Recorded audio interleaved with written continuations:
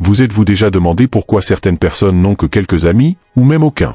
Dans notre voyage d'aujourd'hui, nous allons explorer les raisons sous l'éclairage du stoïcisme et découvrir comment cette philosophie millénaire peut nous aider à former des connexions plus profondes et significatives. Restez avec moi, et plongeons ensemble dans ce sujet si humain et nécessaire. L'ère de la solitude. Nous vivons à une époque où l'hyperconnectivité numérique masque une épidémie silencieuse, la solitude. Les rues sont bondées, les fils d'actualité des réseaux sociaux débordent d'activités, mais un vide résonne dans les chambres silencieuses des cœurs humains. Nous déambulons dans les villes, entourés par des milliers d'inconnus, et pourtant, nous nous sentons comme des îles à la dérive dans l'immensité d'un océan peuplé. Dans les files d'attente des supermarchés, les regards fixés sur les smartphones cachent l'absence de conversations occasionnelles qui tissaient autrefois la trame sociale du quotidien. Le barista qui se souvient de notre commande habituelle ne sait jamais comment nous allons réellement, malgré les brefs échanges matinaux. La solitude moderne est une réalité paradoxale, où dans un café, nous pouvons observer une table d'amis en silence, chacun plongé dans son propre monde numérique, interagissant avec des gens qui ne sont pas là. Dans les transports publics, les écouteurs créent des bulles personnelles d'isolement, où la musique ou le podcast préféré offre une échappatoire à l'interaction humaine. Au lieu de conversation, la bande sonore du voyage et le clic doux des doigts glissant sur les écrans. Les outils de communication, conçus pour nous rapprocher, construisent souvent des murs entre nous et le monde réel. L'échange de messages instantanés a remplacé les dialogues profonds, et les réactions par emoji ont supprimé la complexité des expressions faciales humaines. Lors d'un dîner familial, il n'est pas rare de voir la scène où la télévision concurrence avec les téléphones portables pour l'attention, et la conversation est un simple bruit de fond, perdu parmi les notifications incessantes. Le travail à distance, bien qu'il offre flexibilité et confort, a également contribué à l'augmentation de la solitude. Les interactions en face à face, les pauses café avec les collègues et les conversations spontanées à côté de la fontaine à eau sont maintenant des souvenirs lointains pour beaucoup. Le bureau à domicile a transformé les collègues en avatars dans les vidéoconférences, et les moments de camaraderie sont désormais programmés et médiatisés par des écrans. Même nos loisirs et intérêts personnels, qui pourraient être une source de connexion avec d'autres, nous isolent souvent.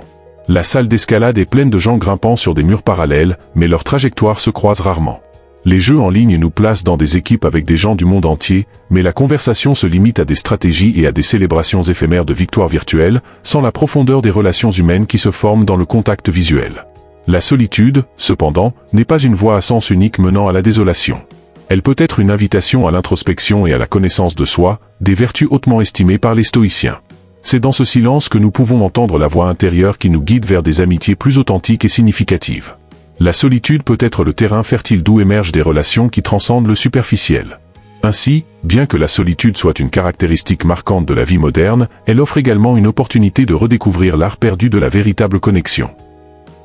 Le stoïcisme et l'amitié. Le stoïcisme, une philosophie qui valorise la vertu et l'équilibre émotionnel comme le bien le plus élevé, a beaucoup à nous enseigner sur l'amitié. Pour les stoïciens, une amitié n'est pas mesurée par le nombre d'interactions ou la fréquence des rencontres, mais par la qualité et la profondeur de la connexion. Imaginez deux amis qui se retrouvent après des années sans contact. Malgré le temps et la distance, la conversation coule comme si elle reprenait un dialogue interrompu hier. C'est le signe d'une amitié stoïque, où le temps et l'espace ne diminuent pas le lien basé sur le respect mutuel et les valeurs partagées. Les stoïciens défendent l'idée que nous devrions choisir des amis qui nous défient d'être meilleurs, comme un miroir qui reflète non seulement notre apparence, mais aussi notre caractère et nos défauts. Au quotidien, cela se manifeste lorsqu'un ami pointe non ce que nous voulons entendre, mais ce que nous devons comprendre pour grandir.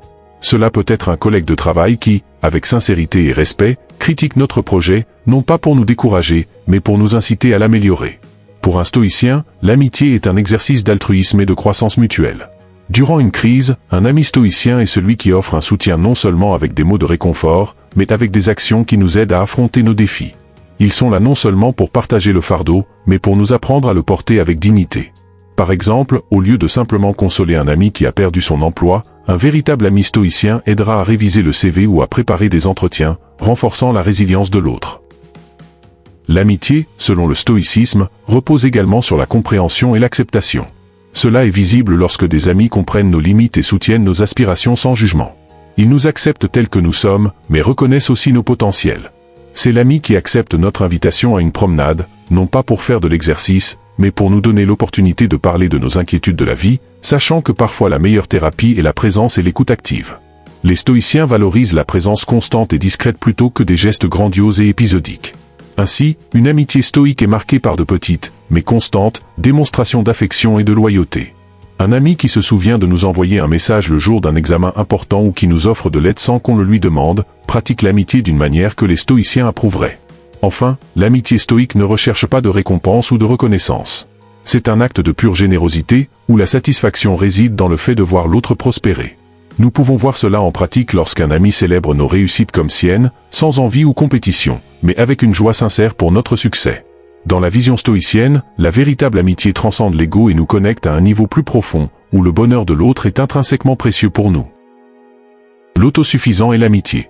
L'autosuffisant est quelqu'un qui, inspiré par les enseignements stoïques, cherche à trouver contentement et paix intérieure sans dépendre excessivement des autres. Ce type de personne adopte une approche plus interne de la vie, valorisant l'autoréflexion et l'indépendance émotionnelle.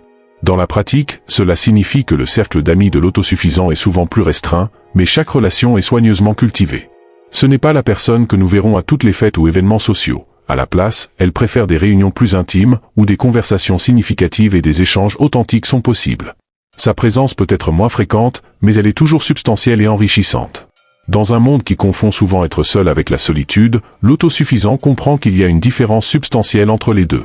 Il se sent à l'aise dans sa propre compagnie et ne recherche pas d'amis pour combler un vide existentiel, mais plutôt pour partager un parcours de croissance et de découverte. Lorsque ce type de personne forme une amitié, c'est avec quelqu'un qui respecte ce besoin d'espace et de temps pour soi. Nous pouvons voir cela en action quand un autosuffisant s'éloigne socialement pour se concentrer sur un projet personnel ou pour réfléchir, sans que cela affecte négativement ses véritables amitiés. L'autosuffisant est aussi quelqu'un qui n'attend pas de ses amis qu'ils soient des sauveurs ou des thérapeutes constants. Il comprend que chaque individu a ses propres défis et cherche à résoudre ses problèmes à travers sa propre résilience et compréhension. Cela ne signifie pas qu'il rejette le soutien ou le conseil, mais plutôt qu'il les cherche avec considération, conscient de la charge qu'il peut imposer aux autres. Ce respect mutuel pour l'indépendance renforce les liens d'amitié, créant un équilibre sain où le soutien est donné et reçu sans surcharger l'un l'autre. Finalement, l'autosuffisant valorise les amitiés basées sur des vertus partagées telles que l'honnêteté, l'intégrité et le respect. Il ne se soucie pas d'avoir un vaste réseau de connaissances. À la place, il se concentre sur le maintien de connexions profondes et significatives. Lors d'une rencontre occasionnelle avec un ami, par exemple, l'autosuffisant est celui qui écoute attentivement et donne des conseils réfléchis, non parce qu'il attend quelque chose en retour, mais parce qu'il valorise l'amitié comme une fin en soi. Pour lui, l'amitié est un échange d'idées et d'expériences qui enrichissent l'âme, pas une transaction sociale ou un moyen pour une fin. Le sélectif et l'amitié. Le sélectif considère l'amitié comme un investissement soigneux, privilégiant la qualité plutôt que la quantité. Il choisit ses amis comme un commissaire d'exposition choisirait des œuvres, avec des critères bien définis et un œil pour l'unicité et la compatibilité. Ce type de personne ne se disperse pas dans de multiples amitiés superficielles, mais se consacre plutôt à quelques-unes avec un engagement profond. Dans les interactions de tous les jours, le sélectif peut sembler distant ou difficile à connaître, car il valorise la vie privée et l'intimité qui viennent avec des relations plus proches et fiables. La personne sélective est souvent perçue comme ayant des standards élevés, tant pour elle-même que pour les autres. Elle recherche des amis qui reflètent ses propres valeurs et aspirations, ceux qui peuvent la défier et l'inspirer. Par exemple, dans un environnement professionnel, le sélectif peut se rapprocher de collègues qui démontrent une éthique de travail exemplaire et des objectifs similaires, cherchant à construire un réseau de soutien mutuel basé sur le respect et l'admiration mutuelle, plutôt que de simplement socialiser à des fins de réseautage. Dans son parcours d'amitié, le sélectif tend à éviter le drame et la superficialité qui accompagnent souvent les grands groupes sociaux. Il préfère des rencontres plus calmes et significatives, où les conversations peuvent dépasser le quotidien et toucher à des sujets plus profonds et personnels. Un déjeuner avec un ami sélectif se transforme souvent en une session de partage d'idées et d'expériences de vie, où chacun repart plus enrichi et compris qu'à son arrivée. Enfin, le sélectif est loyal et stable dans ses amitiés. Il ne recherche pas la nouveauté constante ou l'excitation, mais plutôt la certitude et la sécurité de pouvoir compter sur quelqu'un, et vice-versa, au fil du temps. Quand un ami sélectif dit « Je suis là pour toi », c'est un engagement qui résiste à l'épreuve du temps et des adversités. La loyauté n'est pas un mot creux pour lui, mais un principe directeur qui façonne la façon dont il se rapporte à ses amis les plus proches, favorisant des liens durables qui sont nourris et valorisés par-dessus tout. L'introverti et l'amitié. L'introverti est celui qui trouve confort et énergie dans la solitude ou en petits groupes, plutôt que dans de grands rassemblements sociaux. Pour cette personne, l'amitié n'est pas une question de combien d'amis on a, mais de la profondeur et de la signification de ses relations. Un introverti peut avoir du mal à se faire de nouveaux amis, non par manque d'intérêt ou d'affection. Au contraire, il valorise immensément les connexions qu'il possède, choisissant d'investir son temps et son énergie dans des interactions plus intimes et authentiques. Cela résulte souvent en des amitiés durables qui résistent au passage du temps et au changement de la vie. Au cœur de la dynamique d'amitié de l'introverti se trouve le besoin de compréhension. Il cherche souvent des amis qui comprennent sa nature réservée et qui ne le pressent pas de se conformer aux normes sociales extraverties. Un introverti apprécie l'ami qui ne le force pas à aller à des événements sociaux animés, mais qui offre des alternatives plus calmes, comme un café en tête-à-tête ou une soirée de jeu à la maison. Cette compréhension et acceptation créent un espace sûr où l'introverti peut s'ouvrir et être lui-même, sans crainte ou réserve. La communication avec un introverti en amitié peut être moins fréquente. Cependant, quand elle a lieu, elle est souvent plus riche et plus profonde. Il préfère des conversations significatives qui permettent un véritable échange de pensées et de sentiments, plutôt que des bavardages superficiels. Cela ne signifie pas que l'introverti ne se soucie pas des trivialités de la vie de ses amis, il trouve simplement plus de valeur et de satisfaction dans des dialogues qui touchent le cœur et l'esprit. Par exemple, un ami introverti peut être celui qui envoie un long message bien pensé, plutôt que plusieurs messages courts tout au long de la journée. Enfin, les introvertis sont souvent perçus comme d'excellents auditeurs, ce qui est une qualité appréciée dans toute amitié. Ils tendent à être réfléchis et considérés dans leurs réponses, offrant des conseils qui reflètent une véritable compréhension et empathie. Un tel ami est celui qui, dans des moments de crise, écoute patiemment et offre un soutien sans jugement, reconnaissant l'importance du silence partagé autant que les mots de réconfort. Dans un monde où tout le monde parle constamment, l'introverti offre le cadeau rare de l'écoute, créant un havre de calme et d'introspection au sein des amitiés qu'il cultive. Le désillusionné et l'amitié. Le désillusionné est celui qui, après des expériences négatives ou des déceptions, adopte une posture prudente, voire sceptique, envers les nouvelles amitiés. Cette personne porte en elle les cicatrices de relations passées qui n'ont pas répondu à ses attentes, ce qui peut se traduire par une barrière invisible qui maintient les autres à une certaine distance. Cependant, cette attitude d'autopréservation ne signifie pas que le désillusionné a complètement renoncé à l'idée de cultiver des amitiés. Il procède simplement avec plus de prudence, se protégeant contre les désillusions futures. Le désillusionné est souvent un observateur attentif, évaluant les actions et les paroles des personnes autour de lui avant de se permettre de former un lien plus étroit. Il recherche la cohérence et la sincérité, des valeurs qui sont devenues encore plus précieuses en raison de ses expériences antérieures. Dans les interactions sociales, le désillusionné peut sembler réservé ou méfiant, mais cette réserve est en réalité un moyen de sonder l'authenticité et la fiabilité des amis potentiels. Une fois que quelqu'un gagne sa confiance, le désillusionné peut se révéler être un ami incroyablement loyal et dévoué. Pour le désillusionné, la qualité d'une amitié prime souvent sur le besoin de compagnie constante. Il valorise les connexions qui apportent de la profondeur et de l'honnêteté à sa vie. Au lieu de rechercher un grand cercle social, il préfère maintenir un petit groupe d'amis qui comprennent et respectent véritablement son désir d'authenticité et de réciprocité. Les conversations avec un ami désillusionné peuvent être chargées d'une franchise qui ne vient qu'avec la véritable confiance et l'acceptation mutuelle des vulnérabilités passées. En fin de compte, les amitiés du désillusionné sont construites sur le fondement de la résilience. Un ami qui comprend et accepte le passé du désillusionné, sans jugement ou attente irréaliste, est quelqu'un qui peut profiter d'une relation durable et gratifiante. Le désillusionné, bien qu'il puisse sembler distant au début, est souvent un individu avec une riche capacité d'amour et de soutien, une fois que ses défenses sont abaissées. Il nous rappelle que, même dans la désillusion, il y a de la place pour la croissance, l'apprentissage et la formation de liens d'amitié qui sont à la fois résilients et gratifiants. Comment le stoïcisme peut aider au quotidien? Le stoïcisme, une école de philosophie hellénistique qui prône la vertu comme le bien suprême et met l'accent sur le contrôle des émotions perturbatrices, offre des outils pratiques pour faire face aux défis du quotidien. Dans l'environnement de travail, par exemple, la pratique stoïcienne de différencier ce qui est et ce qui n'est pas sous notre contrôle peut être appliquée pour atténuer le stress. Un professionnel confronté à une échéance serrée peut se concentrer sur l'organisation de ses tâches et la gestion efficace de son temps, reconnaissant que les soucis excessifs concernant le résultat final sont contre-productifs et hors de son contrôle direct. Cette concentration sur l'effort plutôt que sur le résultat aide à maintenir le calme et la clarté mentale. Dans les relations interpersonnelles, le stoïcisme enseigne l'importance de répondre plutôt que de réagir. Face à un conflit, un pratiquant du stoïcisme prendra un moment pour considérer la situation objectivement avant de répondre. Cela peut signifier compter jusqu'à 10 avant de répondre à un commentaire offensant ou choisir de discuter d'un problème avec calme et rationalité, plutôt qu'avec colère. En faisant ainsi, la personne non seulement évite le regret causé par des réponses impulsives et émotionnelles, mais cultive aussi des relations plus saines et respectueuses. De plus, le concept stoïcien de « amor fati », l'idée d'aimer le destin et d'accepter tout ce que la vie apporte, peut être particulièrement bénéfique en temps d'adversité. Par exemple, une personne qui a perdu son emploi peut utiliser cette philosophie pour transformer l'expérience négative en une opportunité de croissance personnelle, en explorant de nouvelles voies professionnelles ou en consacrant du temps à des intérêts longtemps négligés. Au lieu de ressentir de l'amertume face à la situation, l'individu peut l'embrasser comme une chance de réinvention et de développement personnel. L'exercice stoïcien de la préméditation des mots peut également être utile pour se préparer à des événements futurs. Imaginez-vous inquiet pour une présentation importante. Au lieu d'éviter ces pensées, un stoïcien les contemplerait consciemment, réfléchissant à tout ce qui pourrait mal tourner, comme des défaillances techniques ou des questions difficiles. Ce n'est pas du pessimisme, mais plutôt une façon de se préparer mentalement à affronter et à gérer d'éventuels contretemps, réduisant ainsi l'anxiété et augmentant la confiance. Dans la sphère de l'auto-perception et de l'auto-amélioration, le stoïcisme encourage la réflexion quotidienne.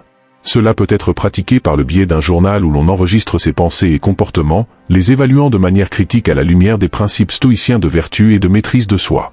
Une telle pratique favorise un sens de l'autocompréhension et une orientation vers l'amélioration continue. À la fin de chaque journée, en passant en revue les événements et ses réactions, on peut identifier des opportunités d'agir avec plus de sagesse à l'avenir. Enfin, dans un contexte de société de plus en plus matérialiste et axé sur le succès extérieur, le stoïcisme offre une perspective libératrice. Il nous apprend à trouver le contentement et le bonheur en nous-mêmes et dans nos propres actions vertueuses, non dans les possessions ou l'approbation des autres. Pour quelqu'un qui lutte contre le consumérisme ou le désir d'approbation sociale, le stoïcisme conseille de chercher la satisfaction dans une vie vécue conformément à des valeurs personnelles profondes et en accomplissant des actions qui sont en harmonie avec la nature morale de l'individu. En adoptant cette approche, chaque personne peut trouver une sérénité durable qui est indépendante des circonstances extérieures. Appliquant la sagesse stoïcienne au quotidien. La sagesse stoïcienne, ancrée dans la recherche de la vertu et dans la compréhension rationnelle du monde, est une alliée puissante dans la vie de tous les jours, en particulier en période d'adversité et d'incertitude. Un exemple pratique est la gestion de l'anxiété face à des événements futurs, tels qu'un entretien d'embauche. La maxime stoïcienne, « Préoccupez-vous seulement de ce qui est sous votre contrôle », nous guide à nous préparer pour l'entretien en nous renseignant sur l'entreprise et en répétant nos réponses, tout en acceptant que le résultat final n'est pas entièrement entre nos mains. Cet exercice de discernement entre l'effort personnel et les facteurs externes aide à soulager la tension avant l'événement et à maintenir un esprit concentré et serein. Une autre application pratique du stoïcisme est dans la gestion des émotions dans l'environnement familial. Lorsqu'un désaccord émerge, au lieu de céder à l'impulsion de répondre avec irritation, le stoïcisme nous encourage à faire une pause réflexive. Cela signifie prendre du recul, observer la situation avec détachement et répondre avec équilibre, en cherchant à comprendre le point de vue de l'autre. Cet exercice non seulement prévient l'aggravation du conflit, mais favorise aussi une atmosphère de respect mutuel et de compréhension. Dans le domaine financier, la sagesse stoïcienne peut être appliquée à la consommation consciente. Dans une culture qui confond souvent possession et succès, le stoïcisme nous rappelle que le véritable bonheur ne dérive pas des biens matériels. Avant de réaliser un achat impulsif, le pratiquant du stoïcisme se demandera si cet objet est réellement nécessaire ou s'il s'agit seulement d'un désir éphémère. Cette approche aide non seulement à économiser de l'argent, mais favorise également un style de vie plus simple et axé sur l'essentiel. Dans le développement personnel et professionnel, la sagesse stoïcienne peut inspirer la pratique de l'autodiscipline. Par exemple, face à la procrastination, un stoïcien se rappellera de l'importance de l'action et de l'utilisation efficace du temps, des ressources considérées comme précieuses et limitées. Cette perspective incite la personne à prioriser ses tâches et à honorer ses engagements, reconnaissant que chaque instant est une opportunité d'exercer la vertu à travers le travail et l'effort. La sagesse stoïcienne peut également être appliquée à la manière dont nous accueillons les critiques ou les retours négatifs. Au lieu de réagir de manière défensive, nous pouvons utiliser la critique comme une occasion d'apprendre et de grandir. Cela implique de séparer les émotions du contenu constructif de la critique et d'évaluer objectivement la validité des points soulevés. Cette approche améliore non seulement les compétences et les comportements, mais renforce également la résilience et la capacité à gérer les situations adverses. Enfin, la pratique stoïcienne de la contemplation de la nature et de notre propre insignifiance devant l'univers peut être un antidote au stress et à l'orgueil. Observer un ciel étoilé ou contempler l'immensité de l'océan peut nous rappeler que nos problèmes, aussi pressants qu'ils puissent paraître, ne sont qu'une petite partie de quelque chose de bien plus grand. Cette perspective aide à relativiser les soucis, favorisant un sens de l'humilité et de tranquillité face aux vicissitudes de la vie. Réfléchir à nos amitiés est un exercice d'autoconnaissance et de sagesse. Partagez dans les commentaires comment le stoïcisme vous a aidé dans vos relations. Si vous avez aimé cette vidéo, envisagez de vous abonner et de la partager avec ceux qui pourraient bénéficier de ces mots. Jusqu'à la prochaine vidéo, où nous explorerons comment les stoïciens feraient face à l'échec. Restez forts, résiliés et connectés.